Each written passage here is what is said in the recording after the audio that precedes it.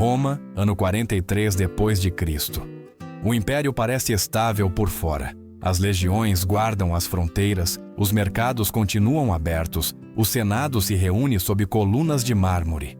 Mas o verdadeiro pulso do poder não bate nos discursos oficiais, nem nas estátuas de bronze. Bate nos sussurros. No que se diz a meias vozes nas tavernas, no que se insinua nos banhos públicos, no que se cala quando alguém cruza um corredor do Palácio Imperial. Porque em Roma todos sabem algo que quase ninguém se atreve a dizer em voz alta. O homem que usa a coroa, o imperador Cláudio, não é quem realmente decide o destino dos poderosos. A sombra que se move por trás dele tem nome próprio: Valéria Messalina. Não estamos falando de uma imperatriz decorativa, de uma figura cerimonial relegada a rituais e sorrisos públicos. Estamos falando de uma presença que provoca silêncio quando é mencionada, de uma força que faz tremer homens acostumados a comandar exércitos, senadores veteranos, generais endurecidos por campanhas em terras distantes. Sentem um nó no estômago quando recebem um convite do palácio. Não porque esperem honras, mas porque sabem que alguns dos que cruzam essas portas já não voltam sendo os mesmos. Roma é uma sociedade obcecada pela aparência, pela honra visível, pela reputação que existe só enquanto os outros a reconhecem. Aqui, a identidade não vive no interior, mas no olhar alheio. E perder esse olhar favorável pode ser mais devastador do que qualquer final abrupto. Messalina entende isso desde muito jovem. Entende que o poder nem sempre precisa se proclamar. Às vezes basta que todos acreditem que ele está em toda parte. Nascida em uma das famílias mais ilustres da aristocracia romana, conectada por sangue ao primeiro imperador, Messalina não chega ao palácio como uma estranha. Ela se casa com Cláudio ainda adolescente, enquanto ele já passou da maturidade e carrega a reputação de ser subestimado pela própria família. Para muitos, Cláudio é uma figura cinzenta, um governante por acidente após o caos deixado por Calígula. Para Messalina, é uma oportunidade. Quando Cláudio ascende ao poder, ela ainda não completou 20 anos. Poderia ter se conformado com o papel que a tradição reserva às mulheres imperiais. Poderia ter se limitado à superfície brilhante do status. Mas Roma não é um lugar onde a ambição dorme tranquila. E Messalina decide observar primeiro, aprender depois e agir quando entende onde se esconde a verdadeira alavanca do domínio. O que ela descobre é inquietante e simples ao mesmo tempo. O controle não nasce só das leis nem das espadas, mas do conhecimento. De saber quem teme o quê, quem esconde dívidas, quem pronuncia palavras imprudentes acreditando que ninguém escuta. E nesse mundo de segredos, há figuras que todos consideram insignificantes. Figuras invisíveis. Figuras que entram e saem dos aposentos privados sem levantar suspeitas. Para compreender por que o que acontecerá mais tarde foi considerado por muitos como algo pior que o próprio final. Primeiro devemos entrar nesse universo silencioso. Um universo onde o poder não grita, sussurra, e onde aqueles que parecem não ser ninguém podem se tornar a chave de tudo. Para entender como Messalina chegou a dominar esse universo de sussurros, é necessário deter-se um momento no contexto que a cercava. Roma acabara de sair de um dos períodos mais instáveis de sua história recente. O reinado de Calígula havia deixado uma cidade traumatizada, acostumada à arbitrariedade, ao medo repentino, à ideia de que o poder podia virar capricho a qualquer instante. Quando Cláudio foi proclamado imperador após o assassinato de seu sobrinho, muitos respiraram aliviados, mas esse alívio estava tingido de incerteza. Cláudio não era o modelo clássico do governante romano. Mancava, falava com dificuldade e passara grande parte de sua vida à margem da política ativa, estudando história enquanto outros competiam pelo favor imperial. Durante anos, sua própria família o havia considerado inofensivo, quase irrelevante. E, no entanto, agora estava à frente do império mais vasto do mundo conhecido. Essa contradição marcou seu governo desde o primeiro dia. Messalina observou esse cenário com atenção.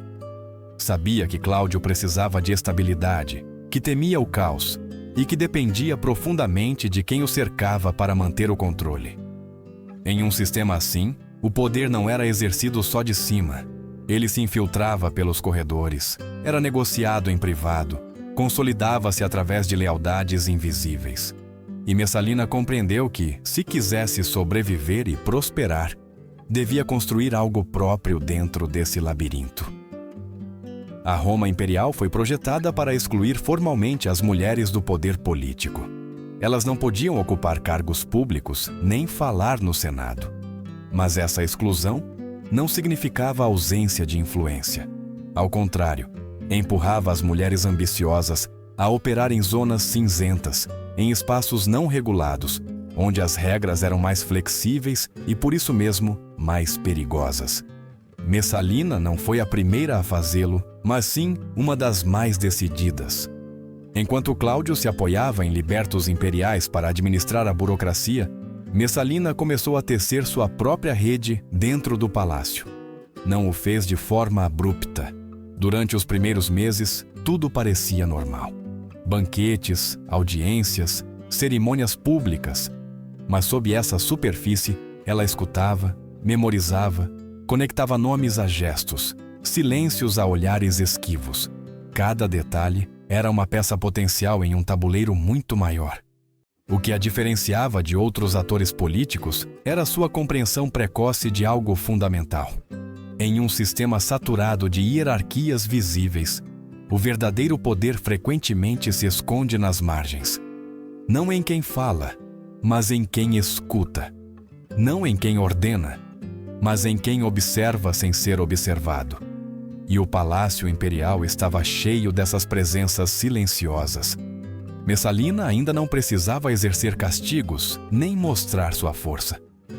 Nesta etapa, seu objetivo era mais sutil. Identificar os canais pelos quais circulava a informação íntima do império. Quem entrava em quais aposentos, quem servia o vinho em quais jantares, quem limpava os espaços onde se tomavam decisões que jamais apareceriam nos registros oficiais. Ali, nesses interstícios desprezados pela elite, encontrava-se a base de tudo o que viria depois. Porque antes que o medo possa governar, alguém deve aprender a ver tudo. E Messalina estava prestes a fazê-lo. Entre essas figuras invisíveis que se moviam pelo palácio imperial, havia um grupo que Roma preferia não encarar. Não ocupavam cargos, não assinavam decretos, não apareciam em estátuas nem em discursos. E, no entanto, estavam em toda parte. Eram os eunucos do palácio, homens situados em um espaço ambíguo dentro da ordem romana, tolerados, utilizados e desprezados ao mesmo tempo. Ao contrário de outras cortes do mundo antigo, Roma não havia feito dos eunucos um pilar formal de sua administração. Sua presença era mais discreta, quase incômoda, como um lembrete constante de algo que não se encaixava totalmente com o ideal romano de cidadania e masculinidade. Muitos provinham das províncias orientais do Império, Egito, Síria, Ásia Menor. Alguns haviam sido modificados na infância por motivos religiosos, outros por decisões tomadas por quem os possuía. Em todos os casos, chegavam a Roma já marcados como diferentes. Essa diferença os tornava ferramentas úteis. Na mentalidade romana, por não poderem formar uma família nem aspirar a uma linhagem própria, eram considerados menos perigosos. Não tinham herdeiros, não podiam fundar dinastias, não se encaixavam na carreira política tradicional. Por isso, lhes eram confiados espaços delicados, os aposentos privados, as áreas reservadas às mulheres da família imperial, os corredores onde a intimidade e o poder se cruzavam sem testemunhas oficiais.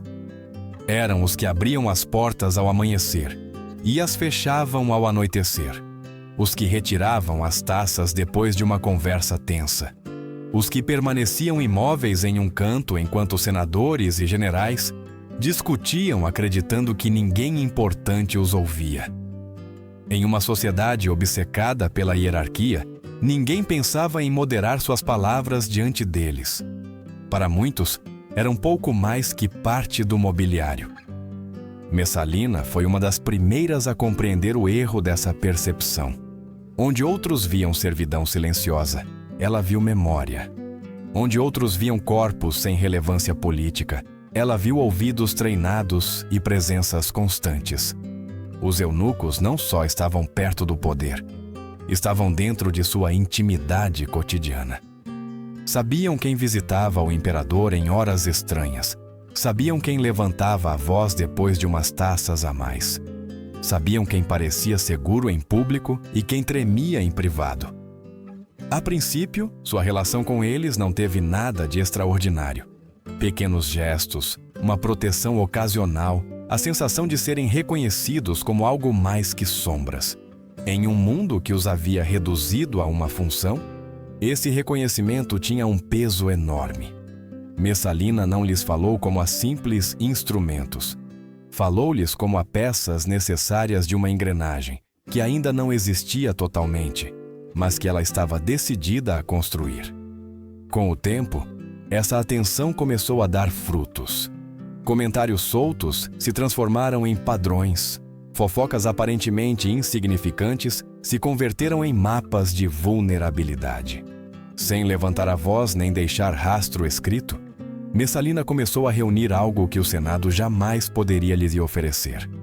Uma visão completa das fraquezas humanas que sustentavam o poder romano.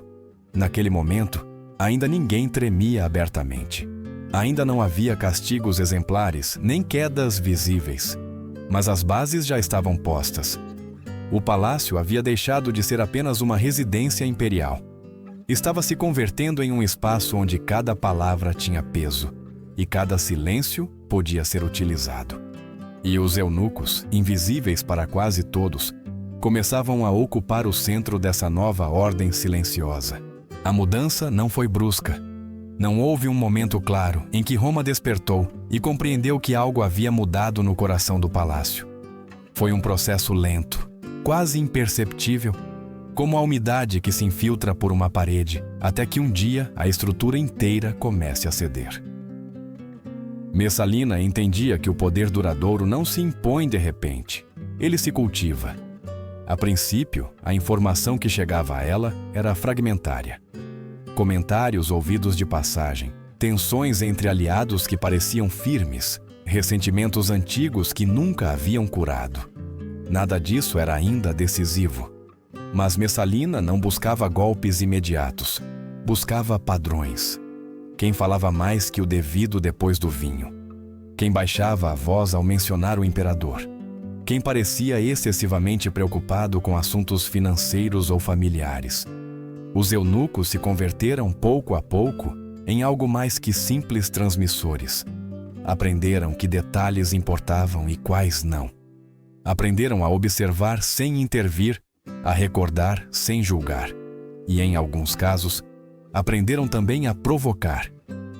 Uma pergunta feita no momento adequado. Um comentário aparentemente inocente. Uma presença silenciosa, que fazia o interlocutor acreditar que estava a salvo. Messalina não precisava ordenar cada gesto.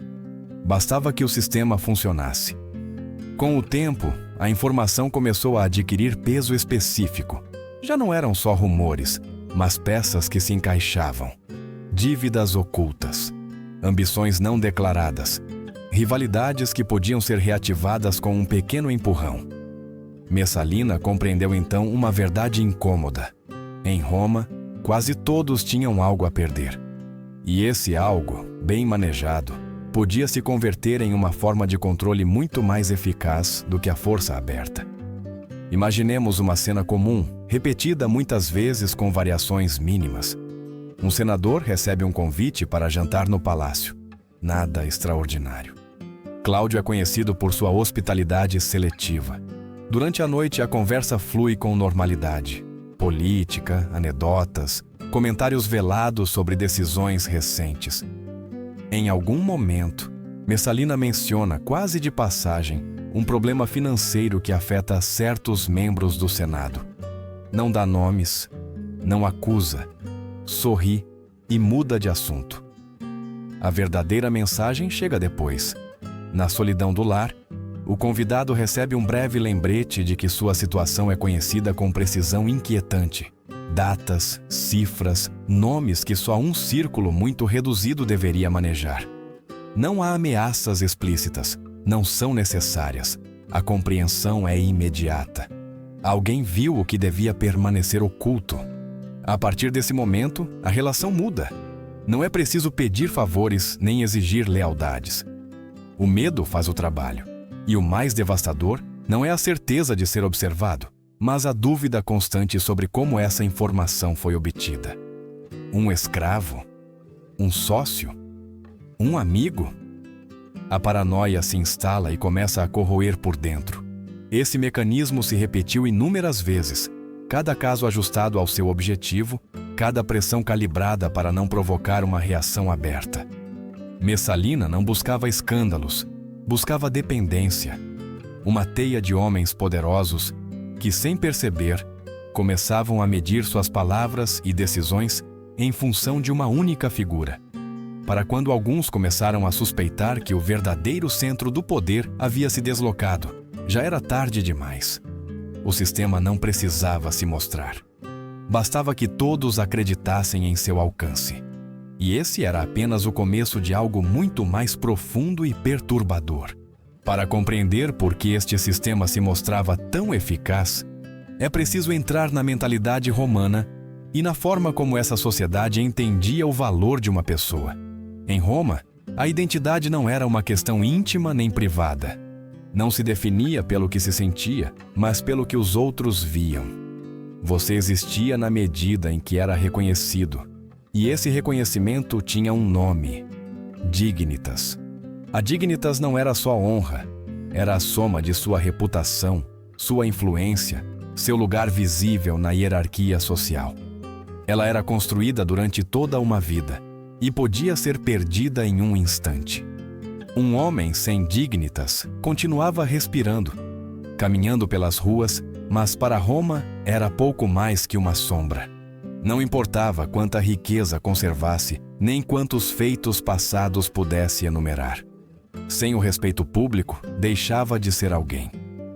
Para os homens da elite, este conceito estava estreitamente ligado a uma ideia muito concreta de autoridade e controle. Ser romano significava ocupar sempre a posição ativa, dirigir, decidir, dominar as circunstâncias. Qualquer indício de passividade, de perda de controle, era interpretado como um sinal de fraqueza profunda. E a fraqueza, em uma cultura tão competitiva, era uma sentença social. Messalina compreendeu este código melhor do que muitos dos homens que o encarnavam. Não precisava destruir fisicamente seus adversários para anulá-los. Bastava colocar um espelho na frente deles e permitir que Roma visse uma versão deles que não se encaixava com a imagem que haviam construído durante décadas. A vergonha, uma vez instalada, fazia o resto. Aqui é onde o sistema alcançava sua forma mais inquietante. Não se tratava de eliminar rivais de maneira visível. Isso teria gerado perguntas, debates, talvez até resistência. O que Messalina buscava era algo mais silencioso. Uma queda que não pudesse ser totalmente explicada, uma perda de status que ninguém se atrevesse a defender publicamente por medo de ficar associado a ela. Os rumores cumpriam um papel crucial. Não rumores grosseiros nem exagerados, mas insinuações precisas, fragmentos de informação compartilhados nos círculos adequados. O suficiente para que todos entendessem, mas nunca tanto a ponto de provocar compaixão. A vítima ficava presa em um limbo, muito danificada para ser respeitada, muito viva para ser lembrada com honra. Quem passava por esse processo não só perdia influência política, perdia a segurança interior que lhes permitia agir. Cada aparição pública se tornava um suplício. Cada palavra pronunciada no Senado parecia ressoar com um eco incômodo. A pergunta constante não era "o que dirão?", mas "o que já sabem?". Esse tipo de destruição tinha um efeito expansivo. não afetava apenas a pessoa apontada, mas a todos os que observavam sua queda. Cada caso se convertia em uma advertência silenciosa. Ninguém precisava explicar a mensagem. Roma a entendia sem que uma única palavra fosse dita. Assim, o medo não se impunha mediante a força aberta, mas mediante a antecipação. A elite começou a se autocontrolar, a se limitar, a evitar qualquer gesto que pudesse ser interpretado como desafio.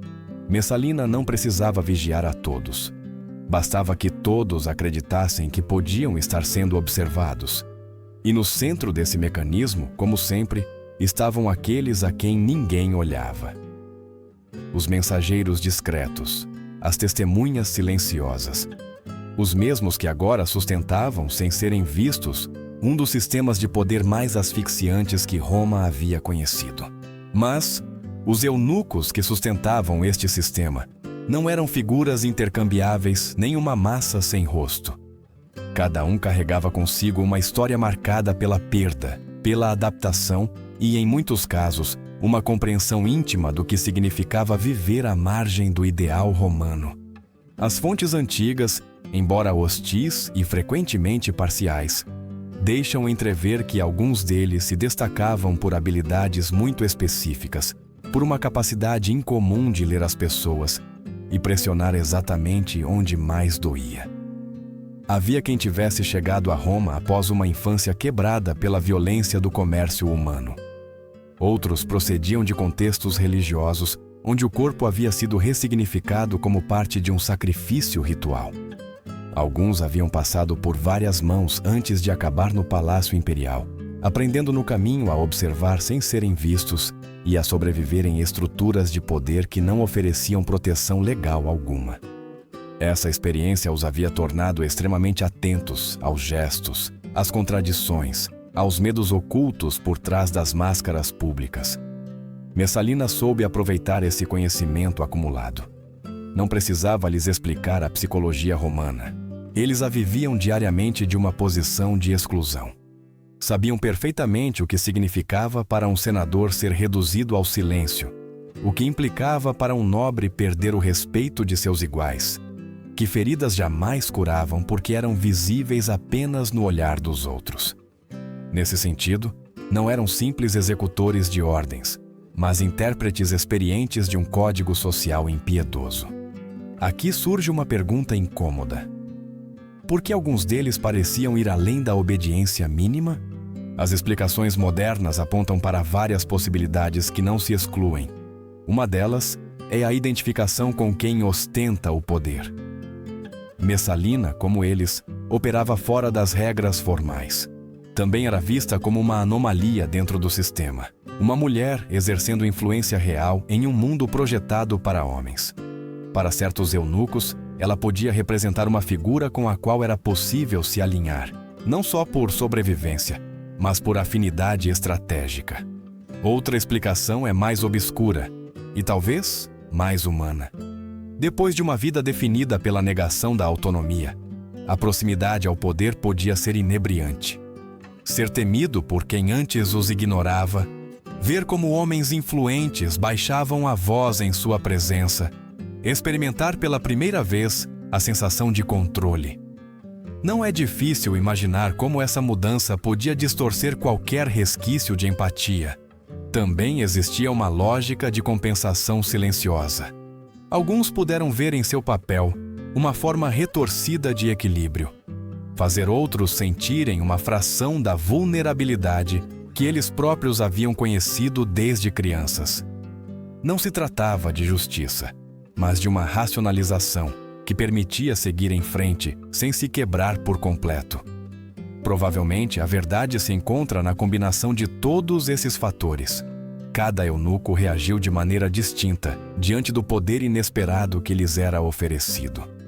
Alguns o exerceram com frieza calculada, outros com um zelo inquietante, outros simplesmente porque não viam uma alternativa viável. Em qualquer caso, o sistema funcionou porque se apoiava nessa complexidade humana. Messalina não havia criado monstros do nada. havia colocado pessoas danificadas em posições onde suas feridas se convertiam em ferramentas. E enquanto o medo continuasse fluindo para cima, enquanto os poderosos temessem mais o invisível do que o visível, a engrenagem continuaria girando sem necessidade de se mostrar. Mas todo sistema baseado no terror tem um ponto de ruptura. E quando esse ponto é alcançado, as mesmas figuras que o sustentam podem se converter em suas primeiras rachaduras. O caso que melhor revela a precisão deste mecanismo é o de Valério Asiático. Não porque fosse o único alvo, mas porque sua queda desnudou, para quem soube lê-la, cada uma das fases do método de Messalina. Asiático era, em todos os sentidos visíveis, um exemplo do sucesso romano. Havia alcançado o consulado em 2 ocasiões, acumulado uma fortuna imensa e tecido alianças que se estendiam de Roma às províncias fronteiriças. Seu nome inspirava respeito, sua presença impunha e, sobretudo, possuía algo que Messalina desejava com uma intensidade particular: os Jardins de Lúculo. Não eram apenas um espaço de beleza e lazer, eram um símbolo. Um lugar onde se encontravam as figuras mais influentes, onde se selavam acordos e se exibia o prestígio supremo. Controlar esses jardins significava ocupar o centro social de Roma. Messalina sabia que não podia tirá-los dele de forma direta. Asiático era demasiado visível, demasiado protegido por sua reputação. Uma ação abrupta teria despertado resistências perigosas. Assim, o processo começou da única forma que ela sabia fazê-lo: em silêncio. Os eunucos começaram a observar, não com torpeza, mas com uma paciência meticulosa. Presenças discretas em banquetes, intermediários invisíveis nos banhos, ouvidos atentos em reuniões privadas. Durante meses, nada ocorreu em aparência. Asiático continuou com sua vida, confiante em sua posição. Mas cada comentário irônico sobre o imperador, cada queixa lançada entre amigos, cada gesto de ambição ficava registrado. Não como uma acusação isolada, mas como parte de um arquivo cuidadosamente montado. A verdade, fragmentada e reorganizada, podia adquirir uma forma distinta quando apresentada da maneira adequada. Quando Messalina decidiu que o momento havia chegado, a acusação foi formulada com uma linguagem que soava convincente. Não se tratava de uma afronta aberta, mas de uma suspeita grave apresentada como preocupação pela estabilidade do império. Testemunhos coincidentes, contextos que pareciam se encaixar, uma narrativa construída para parecer inevitável. Antes de qualquer confrontação pública, Asiático recebeu um convite privado. Um encontro para esclarecer a situação. Nada nas fontes descreve com exatidão o que ocorreu ali. Os historiadores antigos recorrem a eufemismos e silêncios eloquentes. Mas coincidem em algo. Quando Asiático saiu desse encontro, já não era o mesmo homem. Quem o viu depois falou de uma mudança imediata. A segurança havia desaparecido. Sua voz era baixa, seus gestos contidos, como se cada movimento pesasse demais. Não precisava ser destruído publicamente. Já havia sido quebrado por dentro. O processo judicial que se seguiu foi quase uma formalidade. Asiático não se defendeu com a energia que se esperava de alguém em sua posição. Aceitou seu destino com uma passividade que desconcertou até mesmo seus aliados. O final chegou com uma aparência de escolha. Um último gesto para preservar uma mínima ilusão de controle. Mas mesmo então, a sombra de Messalina estava presente. Os jardins que haviam definido sua identidade passaram para outras mãos quase imediatamente, como se sua existência pudesse ser apagada com a mesma facilidade com que se reorganiza um espaço. Para a elite romana, a mensagem foi impossível de ignorar. Se um homem como Valério Asiático podia ser reduzido a um silêncio dócil, ninguém estava a salvo. E todos entenderam que a queda não havia sido ruidosa nem sangrenta, mas fria, precisa e total. O destino de Valério Asiático não foi uma exceção, mas uma advertência. Para quem observava a distância adequada, sua queda revelava um padrão que começava a se repetir com inquietante regularidade. Messalina não precisava aplicar o mesmo método a todos. Ajustava a pressão de acordo com o perfil, o ambiente e a vulnerabilidade específica de cada alvo. Essa flexibilidade fazia com que o sistema se tornasse ainda mais difícil de detectar e, portanto, mais eficaz. Em alguns casos, a ameaça não provinha da ambição política direta, mas do simples peso de um nome. Júlia Lívila, sobrinha do imperador Cláudio, representava um risco por sua linhagem, não por suas ações.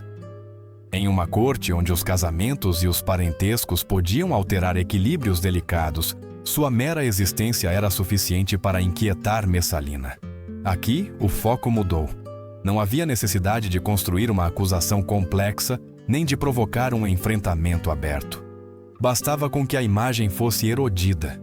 Os eunucos começaram a espalhar rumores com precisão cirúrgica, comentários discretos, detalhes aparentemente concretos compartilhados nos círculos adequados.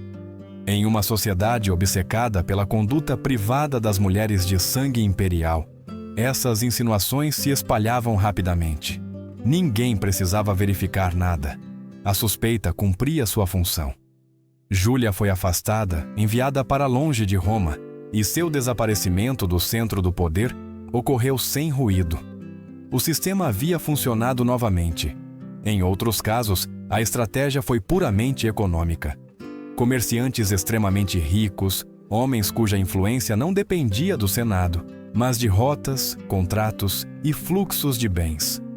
Para eles, a arma não era a reputação política, mas a exposição seletiva de práticas habituais, porém comprometedoras. Messalina não buscava destruí-los imediatamente. Preferia absorvê-los, convertê-los em dependentes silenciosos.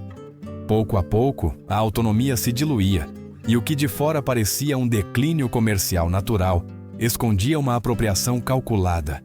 O mais inquietante desse período não foi a quantidade de vítimas, mas o ambiente que se criou entre aqueles que ainda não haviam sido tocados. A elite romana começou a viver sob uma tensão constante. Cada conversa era medida, cada gesto avaliado.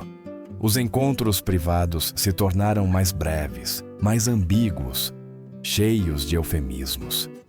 Ninguém sabia com certeza quem escutava, nem através de quem uma palavra mal colocada podia se filtrar. Os eunucos apareciam em toda parte e em lugar nenhum.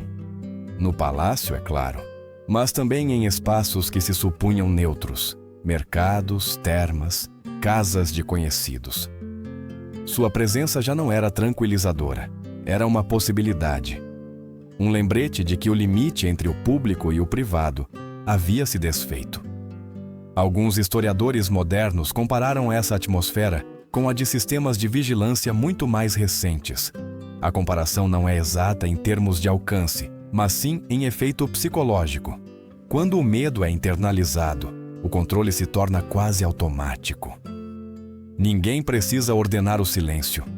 O silêncio se produz sozinho. Messalina havia conseguido algo extraordinário: governar sem aparecer como governante. Seu poder não se manifestava em decretos nem em cerimônias, mas na conduta modificada de quem a cercava. Enquanto essa conduta se mantivesse, o sistema podia continuar indefinidamente. Mas até as estruturas mais sutis dependem de uma premissa frágil: a percepção de invulnerabilidade. E essa percepção estava prestes a se romper. O princípio do fim chegou de uma forma tão inesperada quanto reveladora. Durante anos, Messalina havia agido com a segurança de quem crê que seu controle é absoluto. Havia eliminado ameaças, acumulado riqueza e tecido lealdades forçadas, sem que nada parecesse desestabilizar sua posição. Mas o poder, quando exercido por tempo demais sem oposição visível, tende a gerar uma perigosa ilusão de imunidade. Foi então que apareceu Gaio Cílio, jovem, atraente, pertencente a uma família senatorial respeitada. Cílio encarnava tudo o que Cláudio não era. As fontes antigas descrevem uma relação que logo superou os limites da prudência. Para os cronistas hostis, tratou-se de uma obsessão impulsiva que nublou o julgamento de Messalina. Para alguns historiadores modernos, no entanto, o episódio sugere algo mais complexo. Uma manobra arriscada que misturava ambição política e desejo pessoal. Enquanto Cláudio se encontrava fora de Roma cuidando de assuntos imperiais, Messalina e Cílio realizaram uma cerimônia que desafiava abertamente as normas romanas. As interpretações variam, mas a mensagem foi clara para quem soube lê-la. Uma linha havia sido cruzada que já não podia ser dissimulada por meio de rumores ou silêncios estratégicos. Desta vez, a transgressão não estava destinada a permanecer nas sombras. Aqui, ocorre uma virada decisiva. Alguns dos eunucos que haviam sustentado o sistema começaram a se inquietar. Conheciam melhor que ninguém a fragilidade dos equilíbrios políticos. Sabiam que, se Messalina caísse, eles cairiam com ela. E o gesto com Cílio parecia exatamente o tipo de erro que tornaria impossível qualquer negação futura. Pela primeira vez, a rede começou a se rachar por dentro. Um pequeno grupo decidiu mudar de lado. Sem anúncios nem enfrentamentos abertos, começaram a filtrar informações para Narciso, um dos libertos mais influentes de Cláudio e rival silencioso de Messalina. Esse movimento revela algo essencial. Os eunucos não eram simples ferramentas. Eram atores políticos capazes de calcular riscos e buscar sua própria sobrevivência. Quando Narciso confrontou o imperador, Cláudio reagiu com incredulidade. Durante anos, ele havia preferido não encarar o alcance do poder de sua esposa. Aceitar a verdade implicava reconhecer sua própria passividade. Mas desta vez, as provas eram demasiado visíveis. Testemunhos coincidentes, relatos diretos, indícios que já não podiam se encaixar na comodidade da negação. A reação foi rápida. Cílio foi afastado e eliminado do tabuleiro com uma celeridade que refletia o medo real de Cláudio de perder o controle. Messalina, isolada de repente, buscou refúgio nos jardins que haviam simbolizado sua vitória mais famosa. Tentou apelar, justificar, reconstruir a confiança perdida. Nada funcionou. Sua queda foi silenciosa e definitiva, sem honras, sem cerimônias, sem memória oficial. O império pareceu querer apagar sua existência, como se nunca tivesse sido parte de sua história. Mas o vazio que deixou não podia ser preenchido tão facilmente. Após ela veio a purga. Os eunucos, que haviam sido pilares de seu sistema, se converteram em alvos convenientes. Alguns foram castigados publicamente, outros desapareceram, alguns poucos sobreviveram graças à sua traição precoce. Roma escolheu uma solução simples: personalizar a culpa, castigar os intermediários e evitar assim uma pergunta mais incômoda: como aquilo tudo pôde ter acontecido? A resposta ficou enterrada sob o silêncio oficial. Mas a história, mesmo quando se tenta domesticá-la, deixa rastros. E esses rastros nos lembram que o verdadeiro perigo não reside apenas em indivíduos excepcionais, mas nos sistemas que permitem que o medo governe sem se mostrar.